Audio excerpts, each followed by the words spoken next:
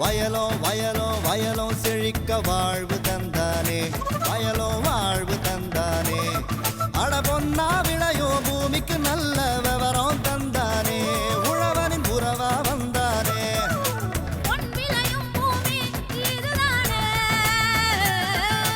வயலோ வயலோ வயலோ செழிக்க வாழ்வு தந்தானே, வயலோ வாழ்வு தந்தானே. அட பொன்னா விளையோ பூமிக்கு நல்ல விவரம் தந்தானே, உழவனின் உறவா வந்தானே.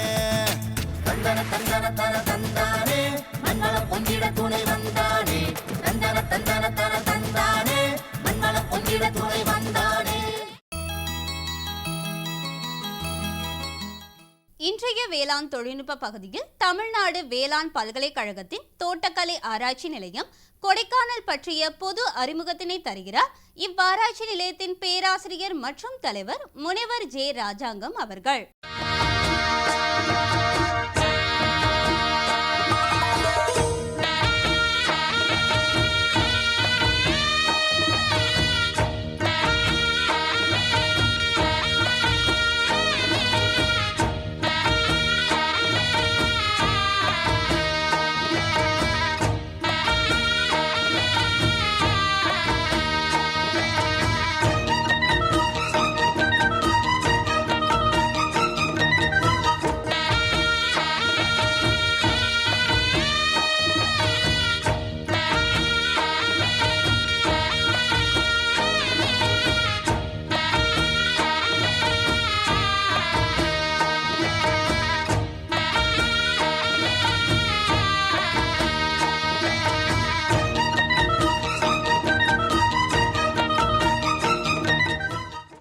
இப்போ நம்ம இருக்கிற பகுதி தோட்டக்கலை ஆராய்ச்சி நிலையம் கொடைக்கானல், தமிழ்நாடு வேளாண்மை பல்கலைக்கழகத்தினுடைய ஒரு விழுது அப்படின்னே சொல்லலாம். இந்த தோட்டக்கலை ஆராய்ச்சி நிலையம் கொடைக்கானல் எங்கே இருக்குது அப்படின்னு விவசாய பெருமக்கள் முதலாவது தெரிஞ்சுக்கிறது மிக சிறப்பானது. குறிப்பாக சொல்லப்போனால் எல்லாத்துக்கும் தெரியும், மேற்கு தொடர்ச்சி மலை அப்படின்னாவே ஒரு சிறப்பு இருக்கிறது. அதில் உள்ள செடிகளே, அதில் இல்லாத செடிகளே இல்லை. இயற்கை தாவரத்திலிருந்து வருமானம், விவசாய பெருமக்களுக்கு வருமானத்தை தரக்கூடிய குளிர் பிரதேச பழங்கள், காய்கறிகள், மலர்கள் எல்லாமே அந்த மேற்கு தொடர்ச்சி மலை பகுதிகளில் அதிகமாக சாகுபடி பண்ணுறாங்க. இயற்கையாகவும் வளங்கள் அதிகமாக இருக்கிறது. இப்போ நம்ம நிற்கிறது விவசாய பெருமக்களே மேற்கு தொடர்ச்சி மலை மேலே இருக்கிறோம். மேற்கு தொடர்ச்சி மலை என்பது கன்னியாகுமரியிலேருந்து சூரத் வரைக்கும் போயிட்டே இருக்குது. இதனுடைய உயரங்கள் பார்த்திங்கன்னா 900லேருந்து 2000க்கு மேலே அப்படின்னே சொல்லலாம். இதனுடைய பயிர்கள் அப்படின்னா 900க்கு ஏற்ற பயிர்கள், அதிலிருந்து 1200க்கு ஏற்ற பயிர்கள், அதே மாதிரி 2000க்கு மேலே உள்ள பயிர்கள் பல விதங்களில் மேற்கு தொடர்ச்சி மலைகளை நம்ம பிரிக்கலாம். இந்த வகையில் பார்க்கும்போது தமிழ்நாட்டில் 2 முக்கிய மலைகள் மேற்கு தொடர்ச்சி மலை இருக்கிறது. ஒன்று நீலகிரி சொல்கிறோம், அது மலைகளின் அரசின்னு சொல்கிறோம். இந்த மலைகளில் இருக்கும் பயிர்கள் வேறு மாதிரியான ஒரு குளிர் பிரதேச பயிர்கள் இருக்கிறது.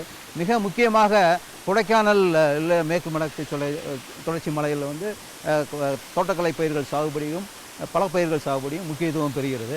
இதனுடைய உயரங்கள் அப்படின்னு எடுத்துக்கிட்டால் 900லேருந்து 2450 மீட்டர் கடல் மட்டத்திலிருந்து மேலே உயரத்தில் பல பயிர்களும் காய்கறி பயிர்களும் சாகுபடி பண்ணிகிட்ருக்காங்க கொடைக்கானல் பகுதியில். இதை நம்ம 2 வகைகளாக பிரிக்கலாம். கொடைக்கானல் மேற்கு தொடர்ச்சி மலை தோட்டக்கலை பயிர்களுடைய முக்கியத்துவத்தை பார்த்திங்கன்னா 2 வகைகளாக பிரிக்கலாம். ஒன்று அதை பழனி மலை அப்படின்னு சொல்லுவோம், கீழ் பழனி மலை, மேல் பழனி மலை அப்படின்னு சொல்லுவோம். கீழ் பழனி மலை உள்ள காய்கறி பயிர்கள் பல பயிர்கள் ஒரு ரகத்தை சார்ந்தது அப்படின்னு கூட சொல்லலாம். குறிப்பாக சொல்லப்போனால் அங்கே என்ன பல வகைகள் இருக்குன்னா அவக்காடா, ஆரஞ்சு அந்த மாதிரி பல வகைகள் இருக்கும். அதே மாதிரி பணப்பயிர்களான மிளகு முக்கியத்துவம் பெறுகிறது, காஃபி முக்கியத்துவம் பெறுகிறது. இது ஒரு எந்த வகையான மேற்கு தொடர்ச்சி மலையுடைய உயரத்தில் வரோம் அப்படின்னா 900லிருந்து 1600 வரைக்கும் சொல்லலாம். இந்த உயரத்தில் தான் வரும். ஆனால் இதையும் தாண்டி 1600லிருந்து 2450 மீட்டர் கடல் மட்டத்துக்கு மேலே வர்றதா மேல் பழனி மலை அப்படின்னு சொல்லலாம். இதனுடைய முக்கியத்துவம் என்ன அப்படின்னு பார்க்கும்போது அனைத்து வகை பணப்பயிர்களான காய்கறி பயிர்களும் பல வகைகளும் இந்த உயரத்தில் தான் கொடைக்கானல் பகுதியில் மேல் பழனி மலையில் வளருதுன்னு சொல்லலாம்.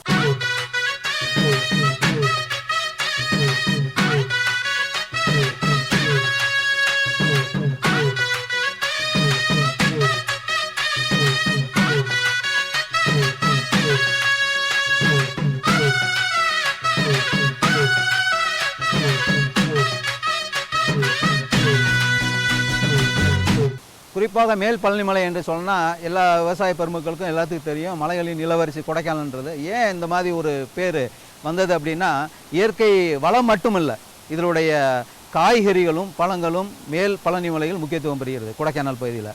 இந்த வகையில் பார்க்கும்போது ஒரு பாரம்பரியமான ஒரு கிராமங்கள், மலை கிராமங்களில் தோட்டக்கலை பயிர்கள் சாகுபடி வந்து பண்ணிகிட்ருக்காங்க. உதாரணத்துக்கு பார்த்திங்கன்னா மன்னமனூர், பூம்பாறை, கிளாவரை, இந்த பகுதியில் வந்து காய்கறி பயிர்களே ஒரு விவசாய பெருமக்கள் பாரம்பரியமான சாகுபடி பண்ணிகிட்ருக்காங்க.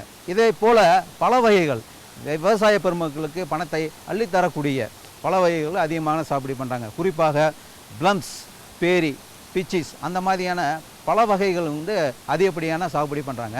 இந்த பல வகைகள் அப்படின்னு சொல்லும்போது பேரின்றது வந்து ஒரு வியாபார ரீதியாக கொடைக்கானல் பகுதி முக்கியத்துவம் பெறுகிறது. ஒரு மானாவாரி பயிருன்னே சொல்லலாம். பேரி வந்து ஒரு மானாவாரி பயிர்னே கொடைக்கானல் பகுதியில் சொல்லலாம். ஒரு விவசாய பெருமக்கள் வந்து எந்தவித முட்டுவலி இல்லாமல் வருஷம் காய்களை எடுக்கணும்னா பேரி வந்து ஒரு முக்கியத்துவம் பெறுகிறது. இந்த பல வகைகளை நம்ம பார்க்கும்போது வியாபாரத்துக்கு உகந்த ஊடுபயிர் சாகுபடிக்கு உகந்த பல மரங்கள் என்ன கொடைக்கானல் பகுதி மேல்மலை தான் அப்படின்னு சொல்கிறதுக்கு முக்கியத்துவம் பெறுகிறது. குறிப்பாக சொல்ல போனால் ப்ளம்ஸுன்றதை வந்து இது வரைக்கும் ஒரு 5 வருஷ ஒரு திட்டங்கள் வந்து பார்த்தோம்னா, ப்ளம்ஸுடைய திட்டங்களுடைய மகசூல் எல்லாத்தையும் பார்த்தோம்னா ஒரு விவசாய பெருமக்கள் வந்து ஒரு கிலோவுக்கு ப்ளம்ஸில் வந்து 40 ரூபாயிலிருந்து 80 ரூபா வரைக்கும் வருமானத்தை பெருக்கியிருக்காங்க. வருஷம் வந்து கொடைக்கானல் மலைப்பகுதியில் வந்து ப்ளம்ஸோடைய உற்பத்தியும் அதோடைய விளைச்சலும் வந்து கூடிக்கிட்டே போகுதுன்னே சொல்லலாம். இதில் வந்து பார்த்திங்கன்னா ஒரு ஏக்கருக்கு ஒரு ப்ளம்ஸ் கொடுக்குற விவசாய பெருமக்கள் வந்து 60,000லேருந்து 1 லட்ச ரூபா வரைக்கும் ஒரு ஆண்டுக்கு வந்து எந்தவித ஒரு உரம் போடுவாங்க, ஒரு மேல் கவாத்து பண்ணுவாங்க வருஷத்துக்கு, அவ்வளோதான். இதனுடைய செலவு வந்து எவ்வளோ ஆகும்னா ஒரு 5,000லேருந்து 10,000 ரூபா ஆகும். ஆனால் அதனுடைய வருமானம் வந்து 1 லட்ச ரூபாய்க்கு வருது. இந்த மாதிரி பல பயிர்கள்லாம் மேல் பழனிமலையின் சிறப்பு அப்படின்னு சொல்லலாம். அதே மாதிரி காய்கறி பயிர்கள் நான் முன்னாடி சொன்னேன். காய்கறி பயிர்களுடைய முக்கியத்துவம் அந்த மலை பூண்டுன்றது கொடைக்கானலுக்கே உள்ள வரப்பிரசாதம்னே சொல்லலாம். எப்படி மலை பூண்டு முக்கியத்துவம் பெறுகிறது அப்படின்னா, இது நோயை தீர்க்கும் ஒரு மருந்தாகவும் ஒரு உணவுப் பொருட்களுக்கு தயார் பண்ணுறதுக்கும் ஒரு நம்முடைய உணவு தயார் பண்ணுறதுக்கு இது முக்கியத்துவம் பெறுகிறது. இந்த மலை பூண்டு உள்ள கிராமங்களே இருக்குது. அந்த மாதிரி வேறுபட்ட ஒரு பயிர்களை வைத்த ஒரு கிராமங்கள் வந்து மற்ற பகுதியில் பார்க்க முடியாது. ஆனால் மேல் பழனிமலை பார்த்திங்கன்னா ஒரு பூம்பாறைன்னு வச்சுங்களேன். அந்த பூம்பாறையில் விவசாய பெருமக்கள் பூண்டை நம்பியே இருக்காங்க. அந்த அளவுக்கு வந்து விவசாயத்தில் ஒரு பாரம்பரியம் இருக்கின்ற இந்த கொடைக்கானல் பகுதியை சொல்லலாம். இந்த தோட்டக்கலை ஆராய்ச்சி நிலையம் இதை சார்ந்தே அமைந்துள்ளதே அப்படின்றத நம்ம குறிப்பிடத்தகுந்தது என்றே சொல்லலாம்.